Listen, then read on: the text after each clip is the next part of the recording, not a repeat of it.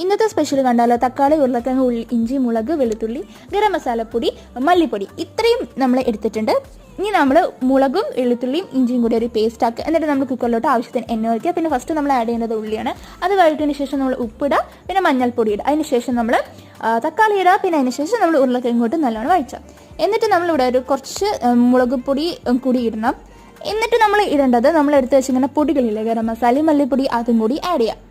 എന്നിട്ട് നമ്മൾ ആഡ് ചെയ്യേണ്ടത് മുളകും വെളുത്തുള്ളി ഇഞ്ചിയും കൂടി ആക്കി വെച്ചുള്ള പേസ്റ്റാണ് നമ്മൾ ആഡ് ചെയ്യേണ്ടത്. നമ്മൾ മിക്സിയിൽ നന്നായി അടിച്ചിട്ട് നമുക്കത് ആഡ് ചെയ്ത് കൊടുക്കാം. എന്നിട്ട് നമ്മൾ ആഡ് ചെയ്യേണ്ടത് കടലയാണ്. നമ്മൾ വെള്ളത്തിൽ കടല ഇട്ട് വെച്ചിട്ടുണ്ടായിരുന്നു. സോ അതും കൂടെ ആഡ് ചെയ്ത് കൊടുക്കുക. എന്നിട്ട് നമ്മൾ കുറച്ച് 2 കപ്പ് വെള്ളം ഒഴിച്ച് കൊടുക്കുക. എന്നിട്ട് നമ്മൾ കുക്കർ അടച്ച് വെക്കാം. ഒരു 2-3 വിസിലിന് ശേഷം നമ്മൾ തുറക്കുമ്പോൾ നമ്മുടെ കടലക്കറി റെഡിയാവും. ഇതിൻ്റെ ഇപ്പോൾ ബെസ്റ്റ് കോമ്പിനേഷൻ പുട്ടാണ്. പിന്നെ അപ്പം, നൂൽപുട്ട്, പിന്നെ ദോശ, അങ്ങനെ കുറേ. സോ എല്ലാവരും എന്തായാലും ട്രൈ ചെയ്യുക. സോ അടുത്ത വീഡിയോ കാണാം. ബൈ.